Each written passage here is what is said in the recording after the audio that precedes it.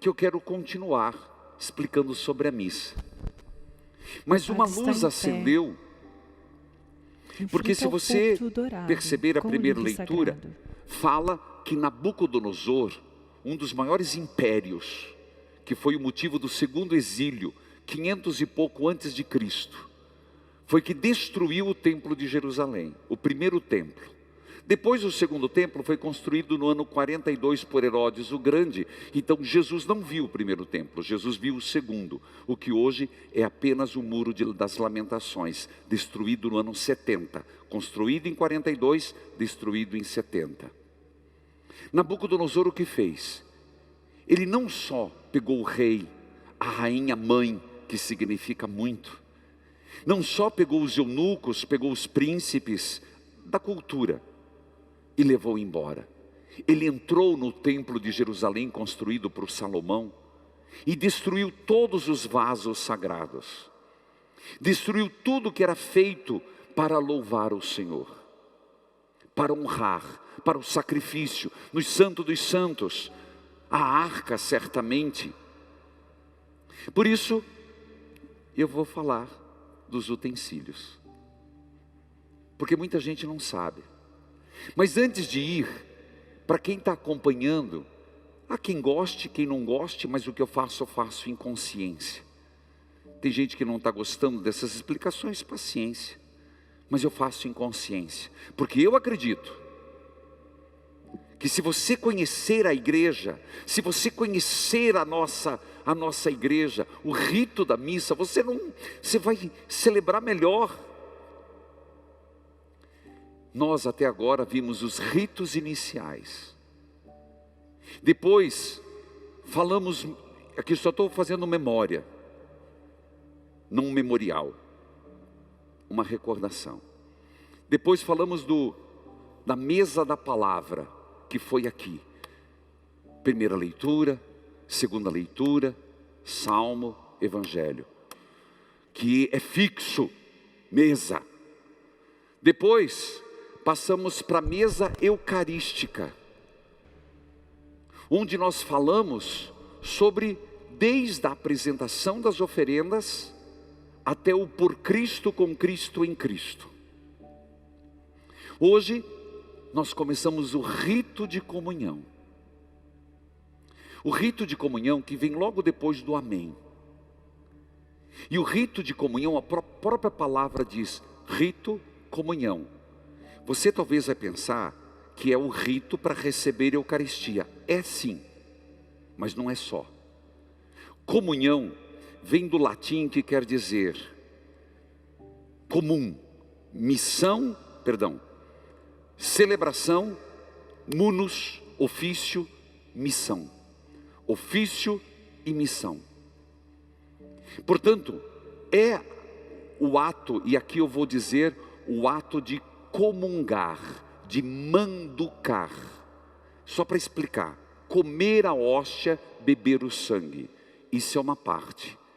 Mas é também um rito que pela sua natureza expressa a comunhão da igreja. Antes de adentrar, falando dos vasos sagrados, Nabucodonosor, aí, por que eu vou explicar? Porque eu nunca vou esquecer que certo cinegrafista veio trabalhar conosco, hoje cresceu bastante, mas primeira coisa, foi fazer a bênção eucarística. O nosso diretor José de Mello está ali, não sei se ele sabe dessa história, mas depois eu falei que quando for trabalhar a partir de agora, depois da pandemia, vai ter que fazer um cursinho básico, viu, diretor? Não só de ser bom cinegrafista e ser devoto de São Brás, porque todo cinegrafista tem que ser devoto de São Brás. São Brás, que eu não perca o foco jamais. Mas tem que entender de missa, porque teve um cinegrafista, está por aqui, que recebeu o comando lá, vocês não entendem como é que funciona, né? A câmera capta, mas quem está em casa, eu gosto de ter essas conversas, e tem que ser nessa missa mesmo. Tem alguém lá que fica, um dia eu vou mostrar, se não aqui num outro momento, que ninguém imagina como é que é, um monte de imagem, e a pessoa fala no ouvido, falou assim: mostra o ostensório. E a pessoa: que é isso? Aquele que está lá na frente, que é isso? Aquele sol. Aprendeu. Tem gente que mesmo na comunidade não entende os vasos sagrados.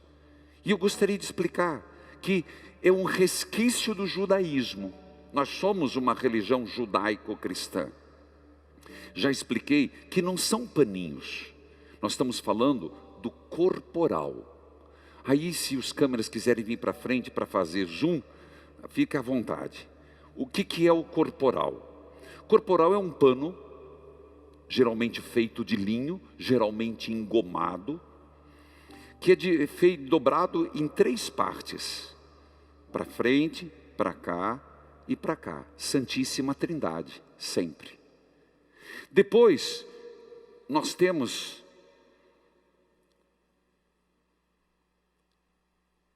essa pala que protege o cálice, que fica geralmente aqui. Temos a hóstia magna. Geralmente quando alguém comunga, ela comunga da hóstia pequena. A hóstia que é feito de trigo e água, não vai fermento. Geralmente feito, quando terminar a Covid, eu vou fazer um padre missão, que eu gostei, numa fábrica de hóstias. Quero fazer, para explicar para o povo. Me lembra, viu, diretor? Mas recebe a pequena. A grande nós chamamos de hóstia magna. Hóstia maior, que é para mostrar ao povo. Tem vários diâmetros. Depende da celebração, depende da visibilidade, depende também onde ela será exposta. Não temos um pratinho, nós temos o chamado patena. E por favor, não queiram roubar, não digo isso para você que está em casa, mas tem muitos ladrões que acham isso aqui é de ouro. Não é de ouro, gente, é dourado, é diferente, chama-se patena. Depois nós temos o sanguíneo. O que difere do sanguíneo é que o sanguíneo é dividido, sempre tem uma inscrição eucarística de um lado, eucarística do outro, e uma cruz. Diferentemente, por favor, Daniele, esses aqui já expliquei, são chamadas galhetas, não são vasinhos. Me traga, por favor, esse aqui, que é o manustejo. O que é manustejo? É onde o padre enxuga a mão. Ele só tem uma cruz num lado. O corporal tem 2. Uma cruz no meio, para lembrar que é usado para purificar o cálice. É lavado diferentemente. Galheta com vinho e água. E este aqui chama-se, muito obrigado, chama-se cibório. É o que tem tampa. O que tem tampa é cibório, que vai depois guardado no sacrário. E esse é o véu, vou usar a palavra mais simples, é o véu que se protege o Santíssimo Sacramento, também como identificador. Aqueles que têm o véu, as hóstias estão consagradas. E esta peça é chamado cálice. É verdade que pode ser de várias formas. Muitos falam, e existe uma o padre segura o cálice. Muito se falou do Santo Graal. O que é o Santo Graal? Que foi, sem dúvida, uma tentativa de encontrar qual foi o cálice que o próprio Jesus usou na última ceia. Sendo bem sincero, não gastemos especulações sobre isso. Se foi, provavelmente, de barro. Nós usamos de metais, de material consistente. Na Arquidiocese de Curitiba, eu não sei se vale esse diretório ainda, foi feito por Dom Pedro, que não se use de vidro para não mostrar fragilidade. Portanto, esses são os âmbula, véu, pala, patena, hóstia magna, cálice, corporal, sanguíneo.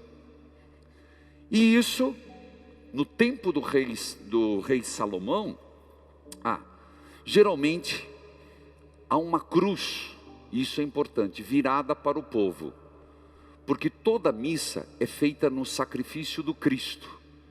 Então essa cruz maior, mas é comum essa cruz virada para o povo, que você está vendo, não tem outra cruz aqui no presbitério, mas em cima do altar, virada para o sacerdote, também tem uma cruz, que é esse crucifixo, que é para o padre também, e é uma memória contínua e permanente do sacrifício do próprio Cristo.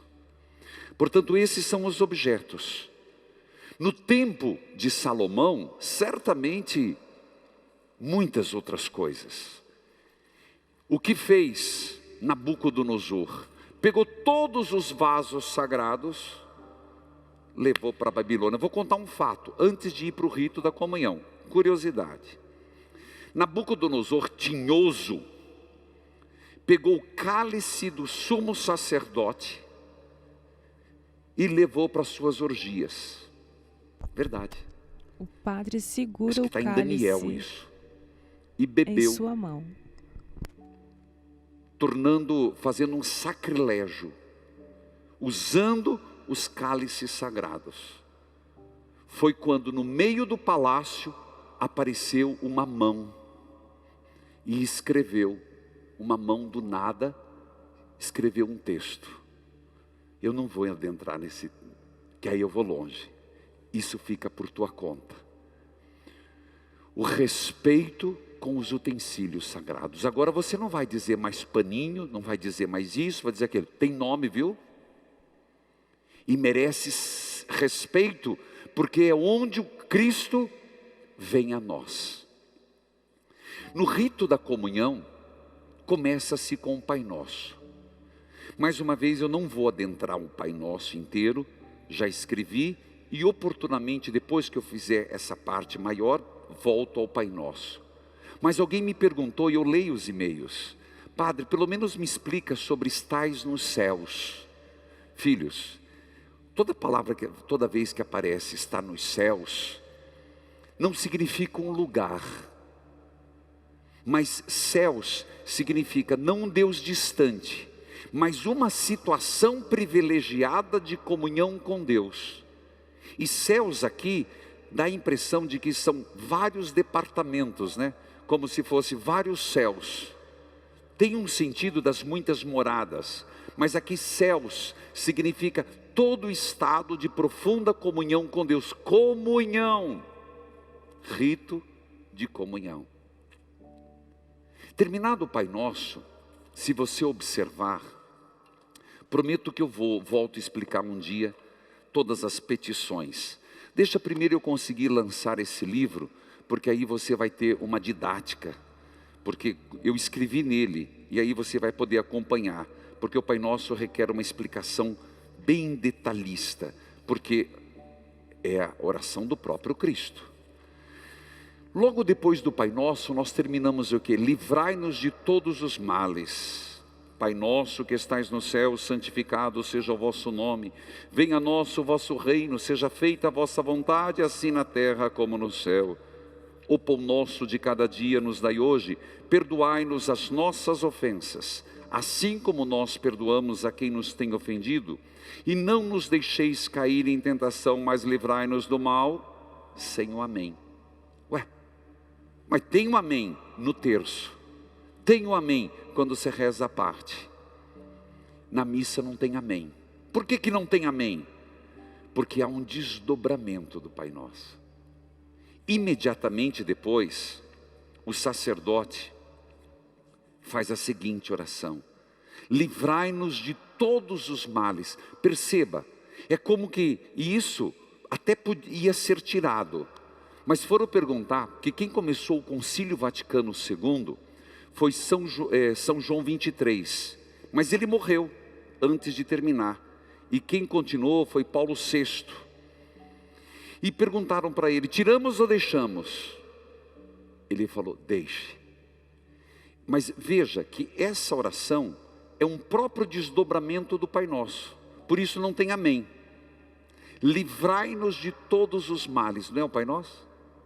Dai-nos hoje a vossa paz. Ajudados pela vossa misericórdia, sejamos sempre livres do pecado, protegidos de todos os perigos, enquanto vivendo a esperança aguardamos a vinda do Cristo Salvador. É um Pai Nosso, ainda não terminou.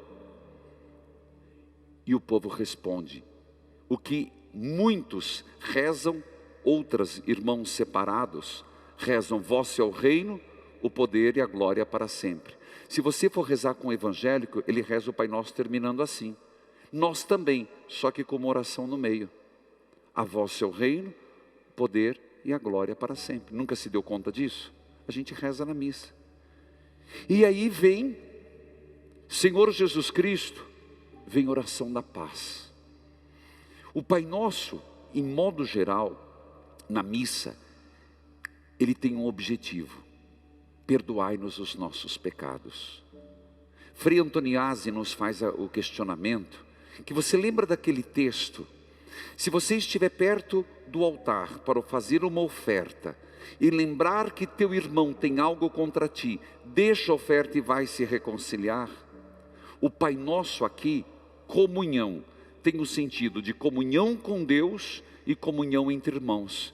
Por isso que ele é importante: perdoai-nos as nossas ofensas, assim como nós perdoamos. Então, perdoe-nos, Senhor, porque eu perdoei, então eu posso comungar. Ele tem esse sentido, segundo mais um sentido bíblico teológico do Pai Nosso, de modo geral. Moisés, tire as sandálias. É como se toda missa nós estivéssemos caminhando, é uma peregrinação. E a missa é como uma sinfonia que está chegando no grande finale. Quem já viu uma ópera, quem já viu um musical, sempre vai ter, mesmo num filme, vai ter aquela catarse, vou usar um termo grego, catarse, aquele momento, o ápice, em italiano, o gran finale. Depois da palavra, a Eucaristia, e vem o nosso gran finale, nosso, receber Jesus é nosso. Aqui é o momento ápice, entenda o que eu estou dizendo. Aqui é o momento da Trindade, o Pai pela epíclese do Espírito Santo e o Cristo se faz presença. O nosso grande finale é receber Jesus, a manducação, comer. Então, como nós estamos chegando nesse momento, ainda a igreja nos lembra, é preciso perdoar. Então, Pai, perdoa-me, assim como eu perdoei. Mas se eu perdoei, eu preciso da paz. O rito da paz, ela vinha com o ósculo da paz. O que é ósculo? É o beijo da paz. Isso mesmo, beijo, beijar, dar o beijo da paz. Não, por favor, não vamos fazer como um comentarista, é verdade. Nesse momento nós vamos desejar a paz, o que era chamado o ósculo da paz que Judas deu em Jesus. Estragou tudo. Eu estava na missa. Filhos queridos, não. Se eu perdoei e o Pai me perdoou, eu estou na paz. Então a oração que vem, Senhor Jesus Cristo, dissestes aos vossos apóstolos, eu vos deixo a paz, eu vos dou a minha paz. Olha o que diz a oração que o padre faz pela assembleia. Essa oração é presidencial. Eu sei que tem comunidades que aqui é um erro, aqui eu posso dizer que é um erro. Não é uma oração para o povo rezar, é oração presidencial. O padre, em persona Christi, reza pelo povo. Senhor Jesus Cristo, dissestes aos vossos, depois de ter perdoado, deixo-vos a paz, dou-vos a minha paz, não olheis os nossos pecados. Olha a fé que anima a vossa igreja. Que igreja? Só que está ali na comunidade? Não. Só a que está aqui. Por isso que tem sentido até a missa privativa, até de um padre doente, que por várias razões, há muitos anos, não celebra mais com o povo, porque a igreja está aqui. Essa paz essa unidade da igreja no mundo inteiro. Do nascer ao pôr do sol, um sacrifício perfeito. Quando um padre reza, quando uma comunidade reza, ela não reza sozinha. Essa oração está mostrando essa catolicidade, católica, apostólica, romana, universalidade. Nunca esqueça, a tradução da palavra católica quer dizer universalidade. Mas a fé que anima a vossa igreja, dai-lhe segundo o vosso desejo, olha o desejo, paz, unidade. Mas esta oração é dirigida a Jesus. Vós que sois Deus. É uma das poucas orações que são dirigidas à segunda pessoa da Trindade. Geralmente ao Pai. Aqui é a Jesus. Vós, Jesus, que sois Deus, Pai, no Espírito Santo.